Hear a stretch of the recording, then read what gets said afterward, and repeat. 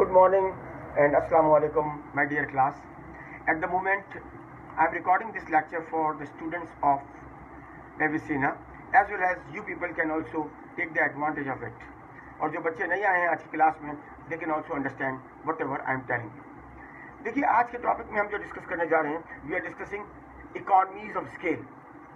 Economies of scale का क्या मतलब होता है कि बेसिकली है वी वांट दैट हमारी पर यूनिट कॉस्ट जो है वो कम से कम.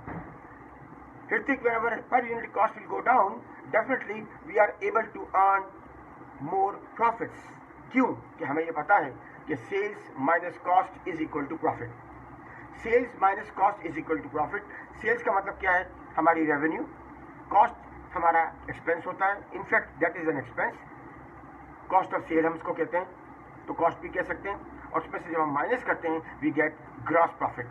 Gross profit is that profit जिसमें से अभी एक्सपेंसेस नहीं निकले गए हैं, यानी कि ऑपरेटिंग एक्सपेंसेस माइनस करने हैं. We have two types of expenses.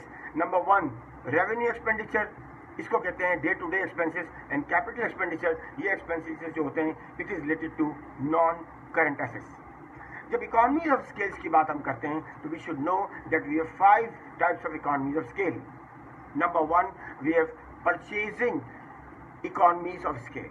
Purchasing economy of scale का मतलब ये होता है कि जब हम परचेज करने के जाएं प्रोडक्ट के लिए, जब हम बाय करने के लिए जाएं तो हम लार्ज अमाउंट ऑफ क्वांटिटी में खरीदें. जब हम लार्ज अमाउंट ऑफ क्वांटिटी में खरीदेंगे तो क्या होगा? हमारी पर यूनिट कॉस्ट बाइंग की जो है वो कम हो जाएगी. We should go for discounts. We should know that we have 2 types of discounts. Number one, trade discount and number 2, cash discount. Trade discount is basically what? Trade discount is basically bulk discount. इसकी accounting में treatment इस तरह से होती है, आप business के student से आपको ये पता होना चाहिए कि अकाउंटिंग में ट्रीटमेंट इस तरह से होती है कि हम बल्क डिस्काउंट को सिर्फ इनवॉइस में दिखाते हैं और इसको डबल एंट्री का पार्ट नहीं बनाया जाता. Then we have cash discount. Cash discount इसका मतलब क्या हुआ? Early settlement discount. I purchase something from Vinish, तो विनिश ने मुझे कहा कि सर अगर आप मुझे जल्दी पेमेंट करेंगे तो मैं आपको कुछ डिस्काउंट दूंगा. And that discount is basically I am taking. So purchase discount मेरे लिए जो होगा वो क्या होगा? डिस्काउंट रिसीव्ड होगा, डिस्काउंट इनकम होगा. ऑन दी अदर हैंड, अगर if I am buying something from Vinish और Vinish is selling to me, तो ये डिस्काउंट इनके लिए भी होगा, लेकिन इनके लिए ये सेल्स डिस्काउंट होगा. And sales discount is an expense account. इसके बाद सेकंड जो हमारे पास इकोनॉमीज ऑफ स्केल आती है and that is called marketing economies of scale. Marketing economy scale का मतलब क्या हो गया कि हमें जो है वो बेसिकली जब हम सेल करने के लिए जाते हैं तो हमारे पास ऐसी स्ट्रेटजीज बनी हुई होनी चाहिए, हमारे पास इस तरह के प्लान बने हुए होने चाहिए कि हम अपनी मार्केटिंग इस तरह से करें कि हमारे पास ज़्यादा से ज़्यादा रेवेन्यू जनरेट हो. हमारे पास अपनी और खुद अपनी व्हीकल्स हो जिनमें हम जो है वो मार्केटिंग प्रोडक्ट्स को सप्लाई कर रहे हो. हमें रेंट पे ना लेना पड़े व्हीकल्स को, ठीक है. और हमारी ट्रांसपोर्टेशन कॉस्ट जो है वो कंट्रोल में हो. तो ट्रांसपोर्टेशन कॉस्ट जब हमारी कंट्रोल में होगी तो हम बहुत अच्छे से कर सकते हैं. हमारी अच्छे से इकोनॉमी मार्केटिंग इकोनॉमी जो स्केल रखते हैं. हमारी एडवर्टीजमेंट कॉस्ट, आजकल आप देखिए अच्छी कंपनीज जो हैं they are not putting the advertisement on TV and on newspaper. TV को कहते हैं इलेक्ट्रॉनिक मीडिया, न्यूज़पेपर को कहते हैं print media. So what they are doing? They are giving the advertisement on Facebook. So they are using cyber media because of cyber media comparatively. So what exactly I want to say कि we can control our marketing cost. इसके बाद जो अगली चीज़ है वो है financial economies of scale. Financial economies of scale is about what? Financial economies of scale is about interest and loan. Today, this morning, me and Hrithik we were discussing about interest. तो हमें ये पता होना चाहिए कि interest के लिए हमें एक इंटरेस्ट कॉरिडोर बनाया जाता है. इंटरेस्ट कॉरिडोर जो होता है वो इंटरेस्ट का, उसमें बहुत सारी चीज़ें हैं जो हम डिस्कस कर सकते हैं. सो बेसिक बात क्या है? बेसिक बात ये है कि फाइनेंशियल इकोनॉमीज के लिए हम जब जाएंगे तो हमें ये पता होना चाहिए कि हम बिजनेस जो है, लार्ज बिजनेसेस जो हैं वो किस तरह से पैसे इकट्ठे करेंगे. वो किस तरह से पैसे जो है उनके पास आएंगे? इन्वेस्टमेंट के थ्रू आएंगे उनके पास पैसे, या उनके पास लोन के थ्रू आएंगे. अगर लोन के थ्रू आएंगे तो इसका मतलब they are issuing debentures. Debenture is a type of loan. तो जब आप लोन देंगे तो आपको लोन के मतलब एक बात हमें पता होनी चाहिए कि लोन कभी फ्री में नहीं मिलता. सो जब लोन फ्री में नहीं मिलेगा इसका क्या मतलब हुआ? इसका मतलब ये हुआ कि हमें इंटरेस्ट पे करना पड़ेगा. So what is interest? Interest is basically price of money. Interest is called price of money. इसके बाद हमारे पास जो नेक्स्ट इकोनॉमीज ऑफ स्केल आती है, वो आती है managerial economies of scale. So managerial economies of scale की बात करते हैं तो हमें ये पता होना चाहिए कि हमारे पास स्पेशलिस्ट होने चाहिए, सब्जेक्ट स्पेशलिस्ट। जैसे स्कूल के अंदर सब्जेक्ट स्पेशलिस्ट होना चाहिए। जैसे मिसाल के तौर पर I teach as a subject specialist the subject of business, the subject of accounting. Subject specialist क्या होगा, वो एक टर्म देखेगा, उसको सारी बातें पता चल जाएंगी कि जनाब यानी किस किस तरह से। अब यहाँ पर सवाल ही पैदा होता है कि subject specialist are not inexpensive, they are expensive people because of they have knowledge, they have expertise, they have skills, they know how to do the work. तो हमें हमारी कंपनीज को ये सोचना चाहिए कि whenever we are going for expertise, so we should find out कि demand and supply को हम कंसीडर करते हुए ऐसा लेबर अपने पास रखें जो एक्सपर्टीज के अंदर भी चैंपियन हो और हमें ज़्यादा पैसे भी देने ना पड़े। And finally we discuss the technical economies of scale. Technical economies of scale, आज के ज़माने में आपको ये बात पता है कि विदाउट टेक्नोलॉजी हम कुछ भी नहीं कर सकते। इस वक्त जो क्लास हो रही है जूम पर, ये क्लास भी जो है वो नॉट पॉसिबल थी अगर आप लोगों के पास इंटरनेट के कनेक्शन नहीं होते। अगर लाइट चली जाती है तो हम बैठ जाते हैं। तो हमें हमेशा सोल्यूशन ओरिएंटेड होना चाहिए। मिसाल के तौर पर आप टेक्निकल इकोनॉमी ऑफ स्केल में किस तरह से जाके डिस्कस कर सकते हैं चीज़ों को, किस तरह से बार्गेन कर सकते हैं। आई वेंट टू जोम शॉप, ये देखिए मेरे हाथ में आपको एक डिवाइस नजर आ रही है जोम की। So what did I do, I asked them what is the package. उन्होंने मुझे बताया ये पैकेज एक ऐसा है जो कि जनाब 1800 रुपये पर मंथ है। मैंने कहा अगर इसको हम ज़्यादा दिनों के लिए लें तो क्या पॉसिबिलिटी है। उसने कहा अगर आप ज़्यादा दिन के लिए लें, if you are going for 3 months, then there is a possibility that you can get a premium और a discounted I should say package. वो 3000 में 3 महीने के लिए।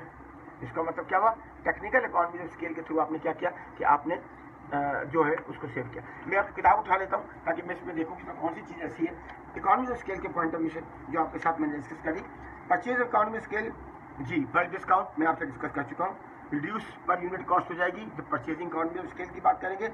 इसके अलावा हमारे पास जब हम खरीदेंगे तो हमें ये पता होना चाहिए कि हमारे पास स्टॉक लेवल कितना है, परचेज जो हम करने जा रहे हैं उसका स्टॉक लेवल कितना है। ऐसा तो नहीं है स्टॉक बहुत सारा पड़ा हुआ है फजूल में ख़राब हो गया, और ऐसा तो नहीं है बार बार जाना पड़ रहा है। अगर हम बार बार जाएंगे तो ऑर्डरिंग कॉस्ट आएगी हमारे पास, ट्रांसपोर्टेशन कॉस्ट आएगी हमारे पास। तो हमें प्लान करना चाहिए कि हमें वो कब खरीदना है। Market and economy of scale is all about transportation, मैंने आपको कहा, एडवर्टाइजिंग मैंने आपको कहा, बिल्कुल आपको मैंने आपको बताया, और इसके अलावा जो है वो सेल्स स्टाफ की किस तरह ट्रेनिंग करेंगे जो किस तरह से अच्छा बेच कर आए। Financial economy of scale is basically about, जैसे मैंने आपको कहा कि आपके पास जो है लैंडिंग के मुताबिक है, लोन के मुताबिक है कि भाई when you are going to take the loan you should know कि आपके पास कॉस्ट ऑफ कैपिटल क्या है। अब ये टर्म इस्तेमाल किया cost of capital. Cost of capital का मतलब होता है इंटरेस्ट रेट, ये लिखने वाली बात है। कॉस्ट ऑफ कैपिटल का मतलब हो गया इंटरेस्ट रेट। तो आपके पास इंटरेस्ट रेट या कॉस्ट ऑफ कैपिटल कितना है। कॉस्ट ऑफ कैपिटल को हम इस्तेमाल करते हैं इन्वेस्टमेंट अप्रेजल में भी। इन्वेस्टमेंट अप्रेजल का मतलब क्या हुआ, इन्वेस्टमेंट अप्रेजल का मतलब ये होता है कि हम जब जब हम इन्वेस्टमेंट कर रहे होते हैं नॉन करंट एसेट्स में, प्लांट बना हम 2 प्रोडक्ट बना रहे हैं नहीं, या हम कोई नया प्लांट लगा रहे हैं, इन्वेस्टमेंट अप्रेजल का अप्रोच होती है। वहाँ पर कॉस्ट ऑफ कैपिटल होता है। उस कॉस्ट ऑफ कैपिटल को हम क्या कहते हैं, इंटरेस्ट रेट को कहते हैं। मिसाल के तौर पर अगर मुझे बैंक जो है वो मेरे पास पैसे हैं बहुत सारे और बैंक कहता है आओ मेरे पास रखो और मैं तुम्हें इतना इंटरेस्ट दूंगा, और अगर मुझे हया कहती है कि सर आप मेरे प्रोजेक्ट में इन्वेस्ट करें मैं आपको 2% ज़्यादा दूंगी, इसका मतलब मैं बैंक में पैसे नहीं रखवाऊंगा, मैं I will go to you and I will come to you and I will say okay fine I want to invest with you.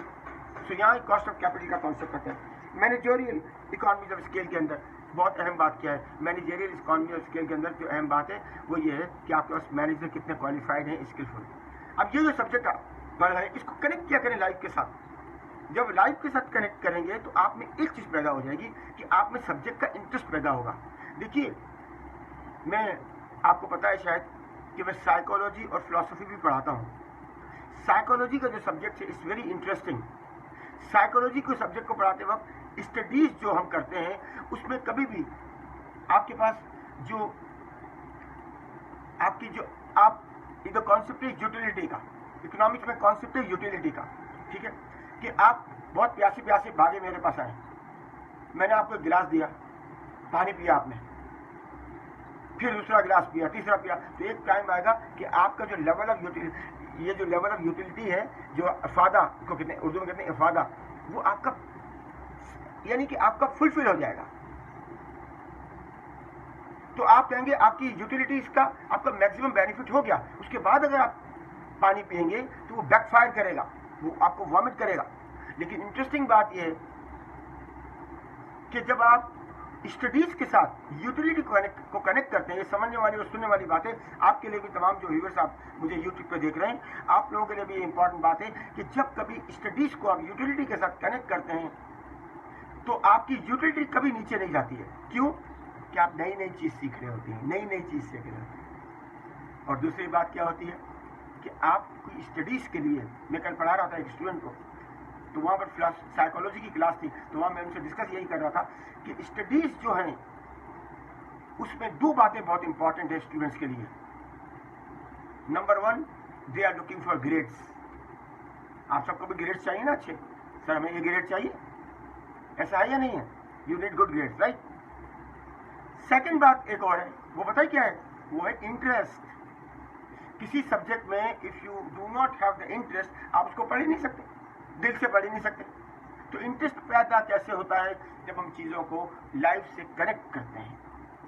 Life से कनेक्ट करने के लिए स्टडी, उसके लिए हमारे पास कुछ मोटिवेशनल फैक्टर होने चाहिए। अपने आप को मोटिवेट, सेल्फ मोटिवेटेड कौन बंदा होता है? सेल्फ मोटिवेटेड बंदे का मतलब ये होता है जानना जो है वो एक बहुत बड़ा मोटिवेशन है। यार मैं चीज़ों के बारे में जान जाऊँ ताकि मुझे पता चले, क्योंकि एक लाइफ स्पैन है, उस लाइफ स्पैन में हमें जानना चाहिए। Information is the key.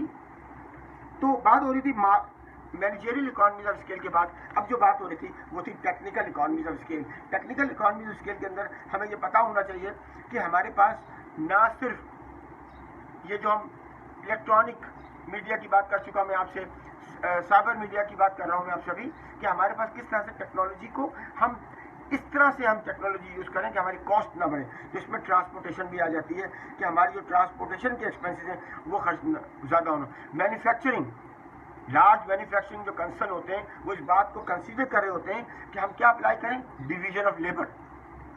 Division of labour का क्या मतलब हुआ? डिवीजन ऑफ लेबर का मतलब ये हुआ कि मैंने हया को कहा, हया तुम ये काम बार बार करो, और ऋतिक को मैंने कहा तुम ये वाला काम करो, और मैंने मोहित को कहा आप ये वाला काम करें। तो मुख्तलिफ लोग मुख्तलिफ काम करेंगे तो उनकी उनमें एक्सपर्टीज आ जाएंगी। जब एक्सपर्टीज आती है तो क्या होता है? लर्निंग कर्व पैदा होता है। उस लर्निंग कर्व को जो है बेसिकली वो रिड्यूस करता है कॉस्ट को, और वो एफिशिएंसी को बढ़ाता है।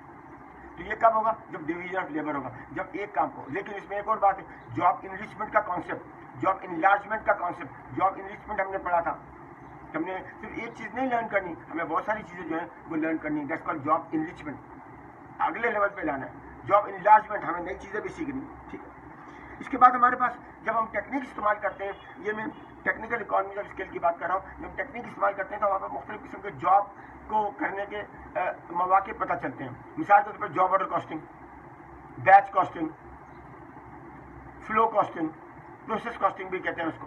तो ये बेसिकली इस किस्म की टेक्निक्स जो हम अप्लाई करेंगे तो हम क्या कर सकते हैं? हम इसके अंदर जनाब वाली ज़्यादा प्रोडक्शन कर सकते हैं, हमारी आउटपुट ज़्यादा होगी। हमारा आपको पता है कि क्या सिस्टम होता है? इनपुट, प्रोसेस और आउटपुट। तो अगर आपकी इनपुट और आउटपुट बराबर है तो इसका मतलब ये हुआ कि आप 100% जीत रहे हैं। आपके पास किसी किस्म का कोई नॉर्मल लॉस भी नहीं है। वेरी गुड, बहुत अच्छी बात है। नॉर्मल लॉसेज होते हैं जनरली, लेकिन एबनॉर्मल लॉस नहीं होना चाहिए। So this was all about economies of scale. अब मैं आपको 2 मिनट का ब्रेक दूंगा और अब आपको मौका है सवालात करने का। आप मुझसे सवालात कर सकेंगे और